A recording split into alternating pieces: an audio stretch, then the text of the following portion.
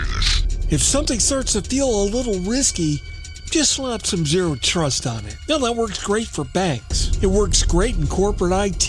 It works great when denial is an acceptable outcome. But in 911, where seconds matter, when failure means silence, when access delays can cost lives, zero trust stops being a slogan and starts to become a liability. Today we're going to break down what zero trust really means, why enterprises love it, and why blindly applying it to 911 can collide head-on with the mission of emergency communications. That's coming up next on TiPS. Today in Public Safety. Welcome to TiPS, Today in Public Safety, your go-to podcast for today's breaking stories and public safety news. Here's your host, Fletch, with today's tips. Welcome to TiPS. Today in Public Safety, this is Fletch. I'm a NENA certified ENP, and every Monday, Wednesday, and Friday, I dig into the most important and sometimes uncomfortable topics surrounding emergency communications. Today's episode's about a phrase that gets tossed around a lot in meetings, RFPs, and vendor slide decks: zero trust. Often it's presented as the silver bullet. But in 911, there typically are no silver bullets, only trade-offs. And zero trust can be one of the biggest. What zero trust actually is. Let's start off with the basics. Zero trust doesn't mean nothing works. What it means is never automatically trust users, devices, or systems. Always verify identity, posture, and authorization. Continuously revalidate your access, and assume that the network is already hostile. Now in enterprise IT, all of that makes perfect sense. Employees log in, devices authenticate, applications request access, and if something fails validation, access is denied. Worst case, someone can't open their email for 5 minutes, or you generate a ticket to the help desk. Annoying, but survivable. Why businesses love zero trust. Businesses like zero trust because it limits the blast radius during a breach. It reduces the insider threat risk, and it works well with cloud and remote work that's very popular today. It gives CISOs the clean accountability model that they're looking for. If access fails, the answer is simple: fix the access. But here's the problem: 911 isn't a business application. Why 911 IT is fundamentally different. Part of the problem is 911 doesn't get to choose its users. The caller is typically not authenticated, isn't known, isn't trusted, and may not even be conscious. Any data that's there comes from carriers, enterprises, sensors, vehicles, alarms, and bystanders. It's time critical.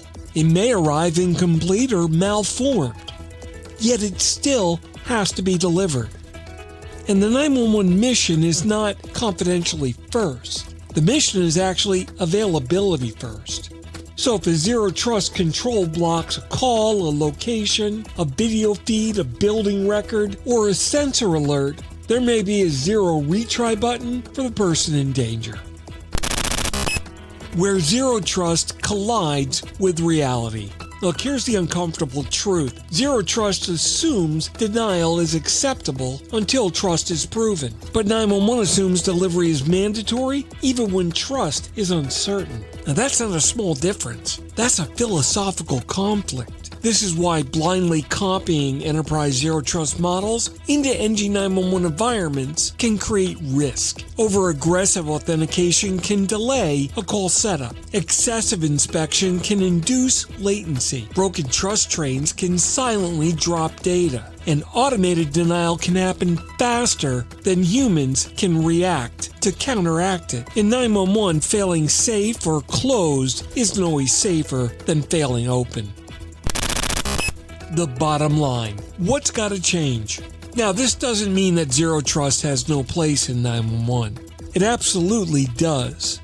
But it has to be mission adapted, not vendor imported. That simply means zero trust at the infrastructure layer and not the call path. Policy-based trust tiers, not binary allow, deny. It means graceful degradation instead of just a hard failure. It needs to allow for human override if automation hesitates.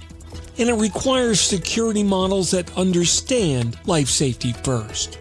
In 911, the most dangerous phrase in cybersecurity has got to be, well, this is how enterprise do it. And honestly, I'm guilty of that myself. At least I was. Because 911 isn't enterprise IT, it's public safety infrastructure. And that infrastructure doesn't always get to say access denied when lives are on the line. That wraps up today's episode of TiPS, Today in Public Safety. Thanks so much for listening. I hope we opened your eyes just a little bit around cybersecurity and zero trust. I know mine were. For more updates and insights, remember to follow me on social media at Fletch911. Visit 911tips.com for a complete archive of previous episodes, and my blogs are available at Fletch.tv. You can also check out my professional site at Fletch911.com. Stay safe, thanks so much for listening, and if you're in public safety, thanks for what you do every single day. Take care, and I'll catch you next time. You've been listening to TiPS, Today in Public Safety, your go-to podcast for today's breaking stories and public safety news. Hosted by Fletch and available every Monday, Wednesday, and Friday. Catch past episodes on 911tips.com. Be sure to like and subscribe, and remember to join us each week for the latest on NG 911.